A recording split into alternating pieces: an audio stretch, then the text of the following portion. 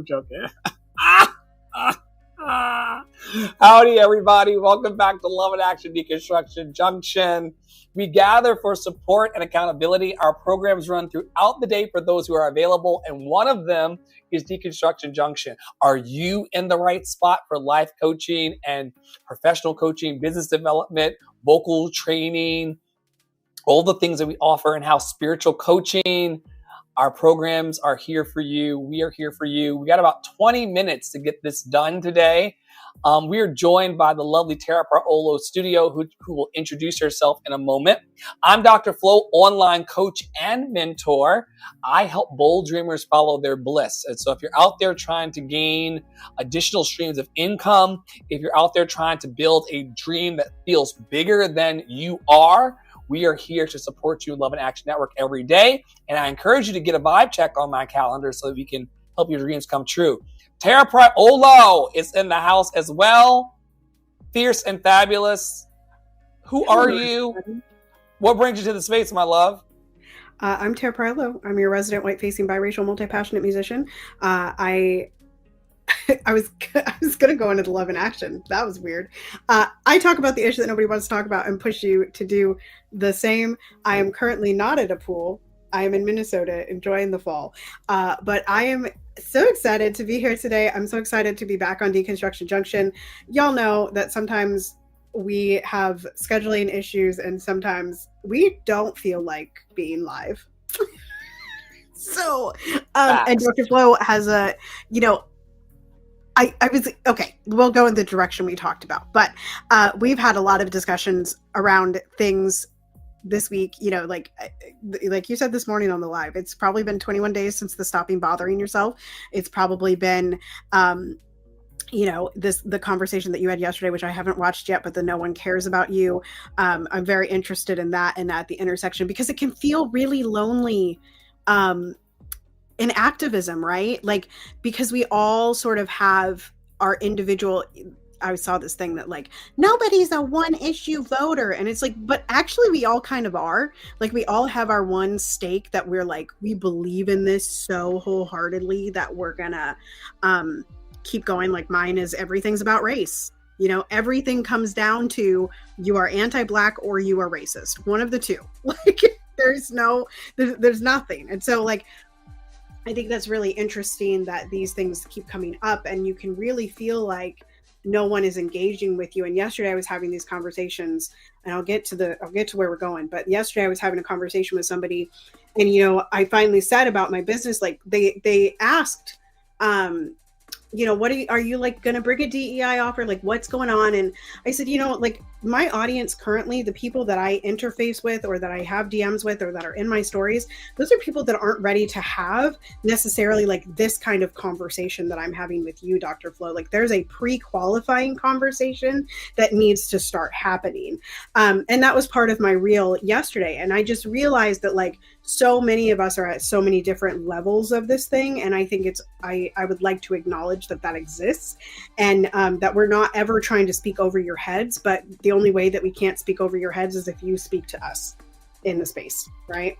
So that's one thing. But one other thing that went on the last couple weeks since we have been here, I read it, I think, on a Sunday Boost. It was in a Black Liturgies post, and it was by Howard Thurman. And the two questions, it was like, there's two questions in life. And if you get them in the wrong order, essentially you're SOL, okay? You're shit out of luck. And the first question is, where am I going? And the second question is, who is going with me? So I'm curious about your riff on that, Dr. Flo, because I know we've talked about it in private and kind of in TikTok lives, but I'm curious how that has landed with you this week. So when I first heard it, it blew my mind because, wait, I thought there were 20 questions to life or 20,000 questions to answer in life. And what I'm learning in this phase of my development and my growing with you in this community is that life is very simple. And what you've also taught me is that love is very simple. And so there's two questions of who am I, where am I going? Who am I is very important, but we cover that every Sunday. here in the network through the 7-Day Pillar Challenge. And shout out to Poppy Water and the House of Mommy Water. So we can talk about that at some other point. But where am I going? And who is going with me? Throughout my life, I've been hyper-focused on gathering people. I told you I come from the missionary cult of Christ, where we're supposed to go to the 4 corners of the world, even though the world doesn't have 4 corners. That's a map, not a globe. But we're supposed to go to the 4 corners of the earth and tell people about the good news of Jesus.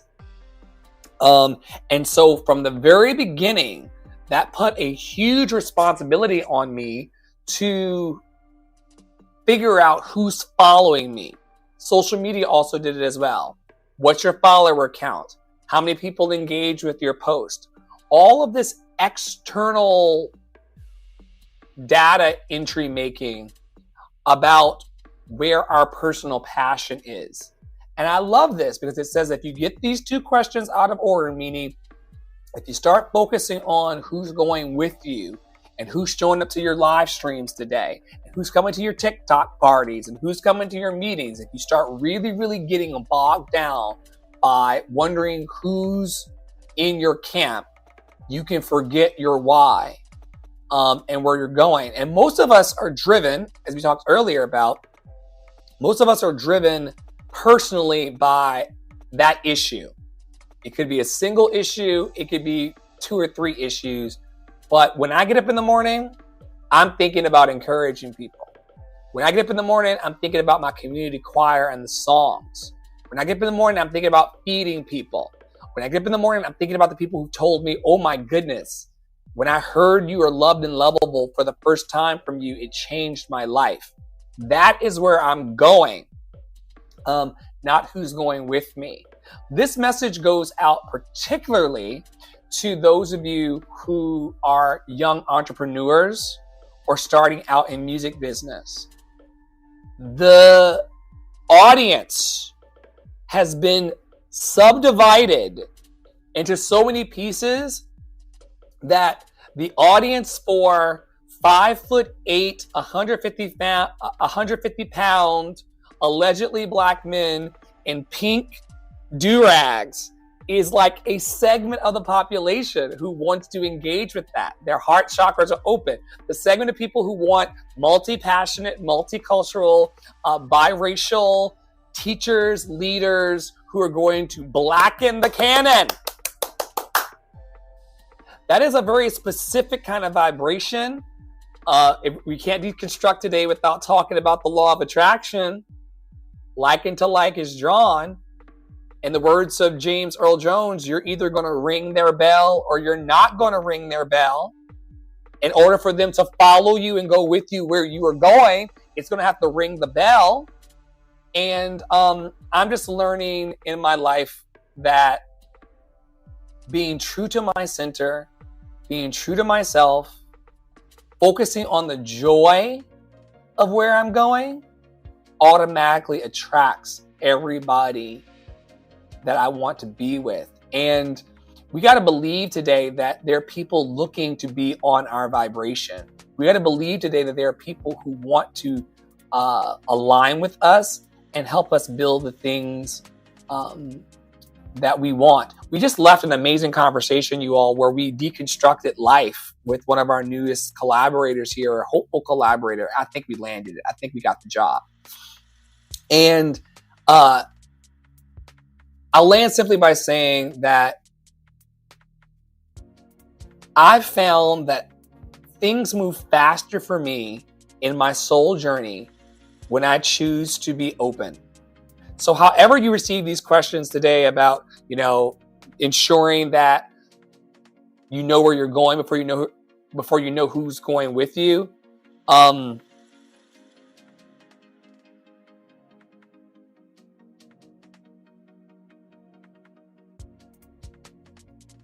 I just had a Mitch McConnell moment again because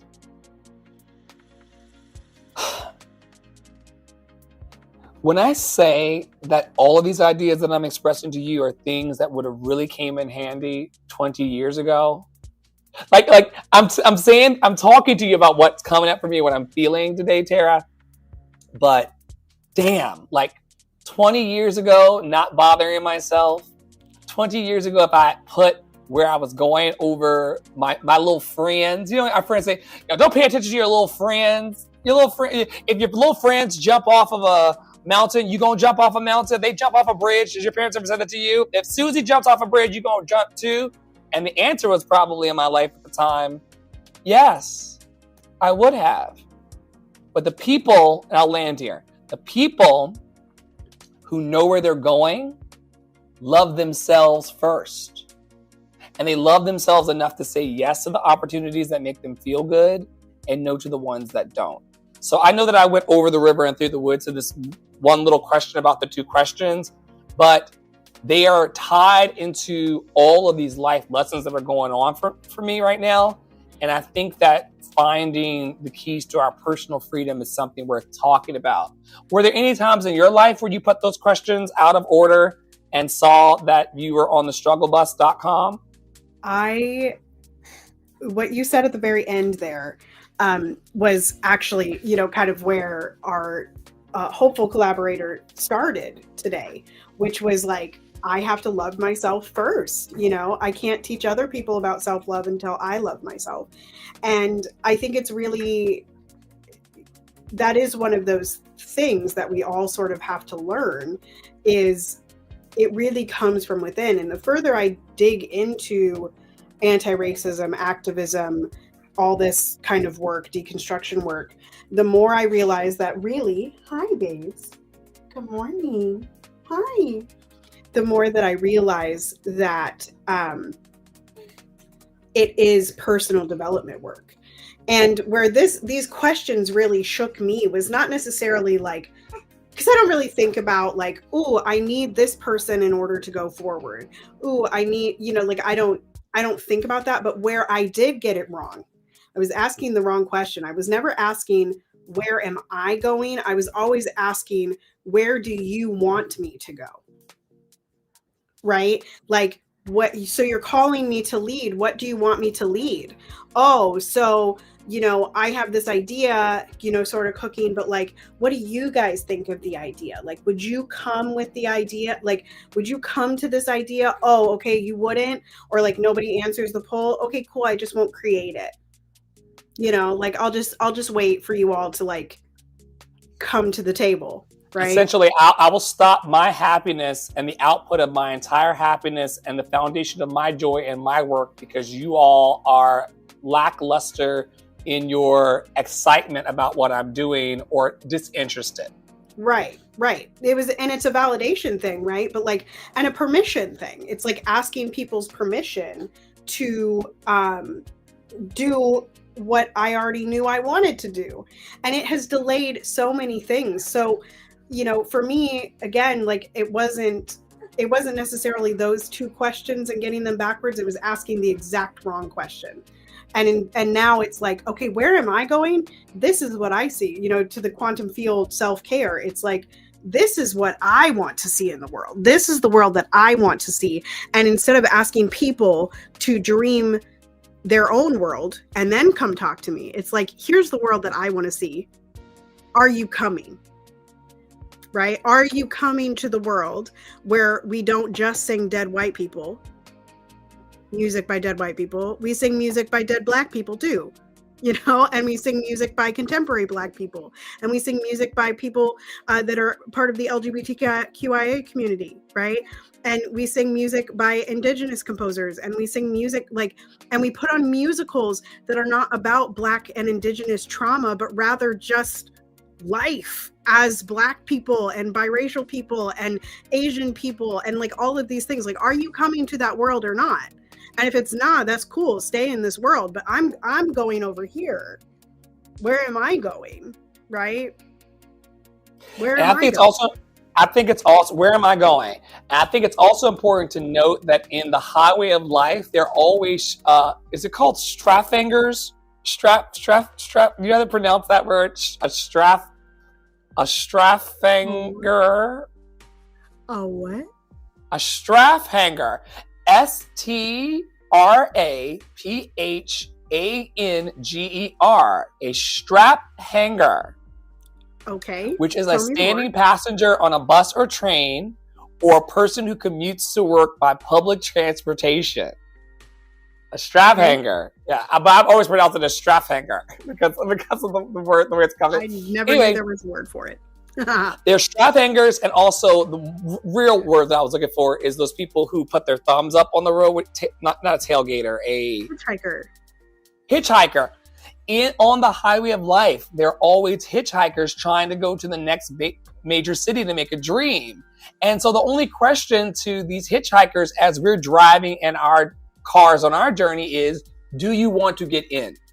I'm going to success. I'm going to abundance. I'm going to love. I'm going to compassionate care. I'm going to fun. Okay? I'm going to positive spaces.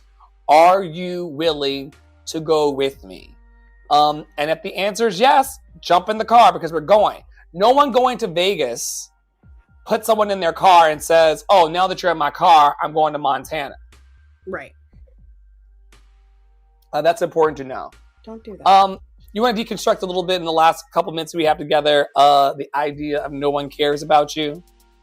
Sure. I haven't listened to your part 1, but I did listen to the Cliff Notes version this morning. Cliff Notes, Spark Notes, whatever you want to call it.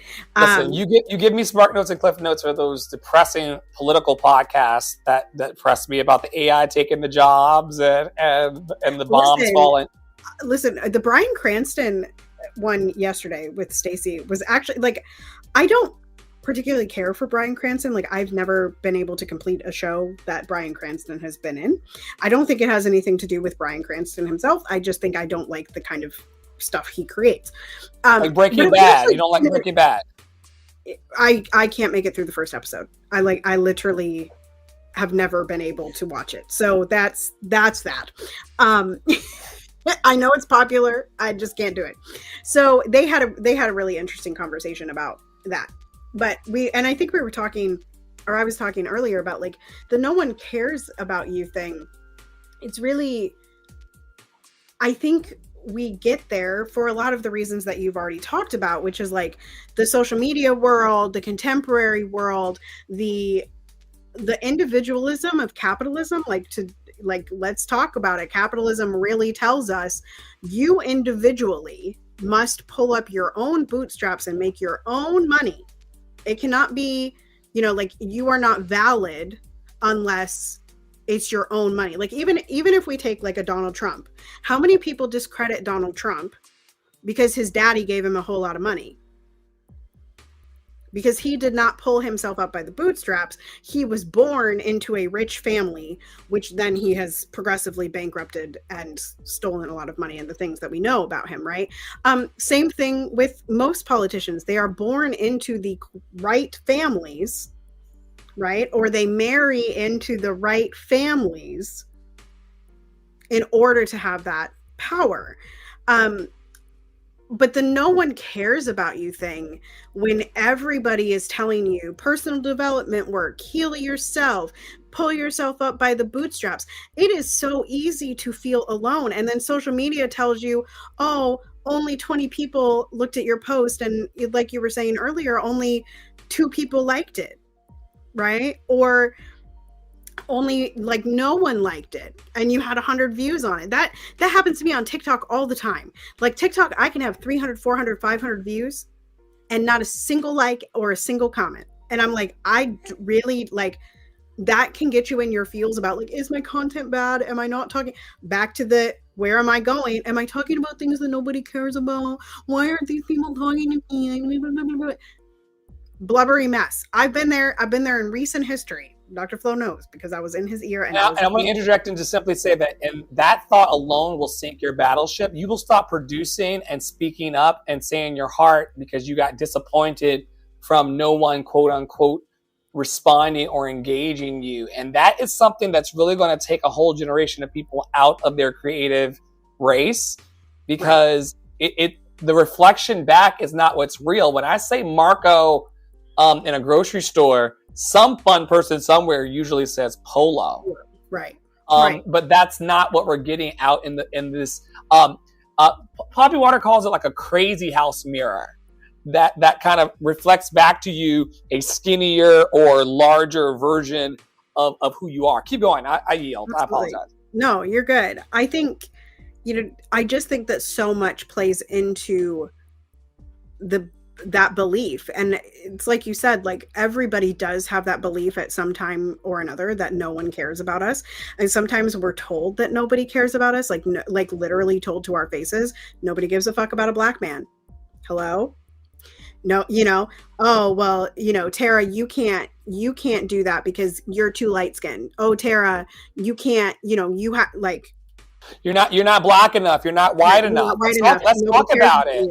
Nobody cares about what you're saying. Nobody's grateful that you're actually taking things on the chin all the time because you're willing to say the shit that even dark-skinned people won't say, right?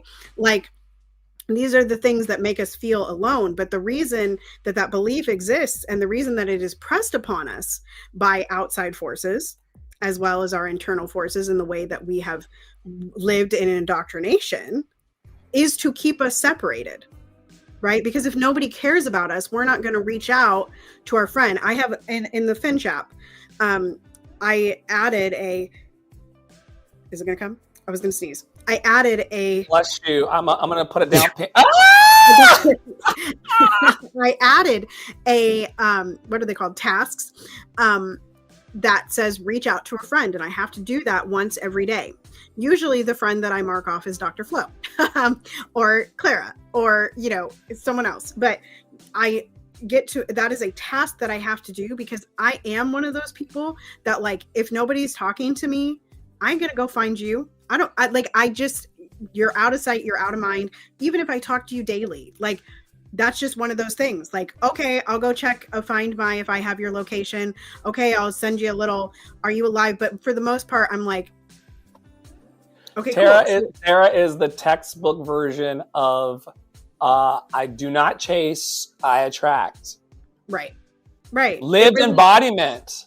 It really is that way. And like, if we have cultivated a relationship where I do actually think about you every single day, cool. But like, for the most part, if you are not front and center in my life, you're not front and center in my life. And then that is also where it seeps in, where I'm like, oh, I'm so lonely. Nobody cares about me. No one gives a shit. Like, because even some of my closest friends, and Flo knows this, like they don't interact with me on social media. Even people that I talk to in real life don't interact with me on social media. And it is really quite discouraging, right? No one cares about what Tara is talking about. Nobody cares about, unless I'm saying like something about students. And I don't always want to talk about my students. I don't want to always talk about voice lessons, but y'all have a real fascination with running away from the actual things that we need to talk about.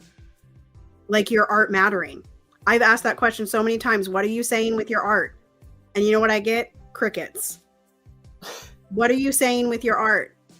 Oh, but if Tara says, hey, voice teachers, I need help with something. Y'all load up my comments trying to steal my students. Let's talk about it. What are you saying with your art? Where are you going with your art? Where are you going? Because it really does. The internet makes you feel like nobody cares. It really does. You're on mute, I think. Or your thing died. Because we cannot hear you. I cannot hear you, child. Is it on? We're learning new things, folks. It is engineered to mind fuck us. Now I heard it is engineered, and then you went bye-bye again.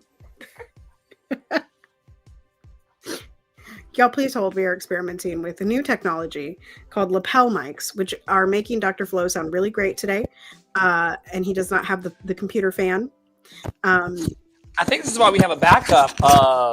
We have two because that can happen. There we go. I'm just going to say that the internet is engineered to make us feel isolated and alone. It's made to feel that way so that we can boost our post to get more visibility. It's made to do that so we can feel alone. So we'll buy more product and more things And to think that something's wrong with us, right? Like Yeah. capitalism, I go between these days as an anti-capitalist, like born again anti-capitalist that has to participate in capitalism, because I have a house and I have a child and I have dogs and I have a husband and I have to eat. We all need to eat and we all deserve to eat. Why capitalism sucks, because we all deserve to eat, and capitalism makes it so that some of us feel like we don't deserve to eat. Right. So I go back and forth between, is white supremacy, right, supremacist Delulu the problem, or is capitalism the problem? Capitalism is a tool of white supremacy, and it works so effectively to tell us that the only way that we are valued and the only way that people will care about us is if we show up more, if we have enough money, if we, right, and when we get the money, are you philanthropic? When we get the money, are you talking about the election, right? Who have you endorsed? How many celebrities have we been mad at? The internet has been mad at for not endorsing. Bey has gotten heat lately, right? Because there's no endorsement. It's like, well, if they're not in politics, why should we care? Bey didn't say anything about Palestine either, y'all. Like you're waiting. She is wrong woman, wrong plan, because she's paid to not speak for things. Right. So these are, again, just ways that capitalism really inflicts pain, and we don't take the 40,000 foot view to see that often enough.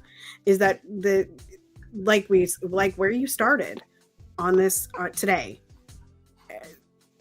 It's simple. There are very simple explanations for every single way that we feel. And the sooner that we figure out that they're simple and that there is a equally simple solution, doesn't mean it's easy, folks. It doesn't mean that it's going to happen overnight, but it means that there's a simple solution to our lives of being told that we're not enough, of being disconnected and alone, right? I don't think she, sorry. I don't think that this is going to go well. Piper is trying to play with Millie, and so I was going to say, I don't think that Millie's going to like that. But anyway, it's not good. Usually not wanting to It's not good. Be involved in any of the makings of the shows. Right. Exactly. So anyway, I just think we if we need something to blame, it's not each other. And I think we all really need to keep that in mind, because sometimes we do start to blame each other in the process of trying to deconstruct and open up our world. We all live in the same space. We are not to be blamed. We live in a world that is creating conditions for us to get into the praise and blame loop. And by disrupting that, we deconstruct all of the bullshit in our lives, beginning at the very beginning of it, logically till now. I want to thank everybody for being here today and participating in the magic. We could not have had this conversation without all of you. If we said something today that made you feel right on, then send us a message. If we said something today that makes you feel like, I don't agree with that, I actually feel this way, please drop us a message in the comment section over on Spotify, our flagship podcast delivery service. Also give us a comment over on Substack. Feel free to email us or DM Tara Praolo Studio, TARAPRIOLO Studio, or Andre in the Flow on Instagram. We would love to get to know you better. And we've got new people coming for Deconstruction Junction and also our podcast programming in season 3. We thank you for going to lovedandlovable.bio.link and joining us and learning more about us. And until next time, stay in your joy, stay in your power, stay loved and lovable. And even though we missed you last week at Deconstruction Junction, it was awesome to be with you all on this Friday and to just pick apart these big ideas that we have that are simple in nature. And remember, love is always